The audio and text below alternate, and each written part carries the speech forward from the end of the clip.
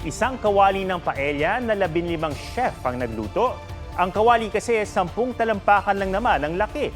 Yan ang giant paella a la Cordillera sa Farmers Month celebration sa Baguio City.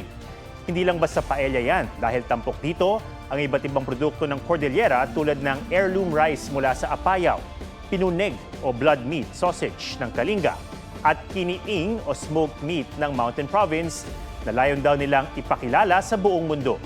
Sa laki at dami, nasa 1,500 tao raw ang nakakain.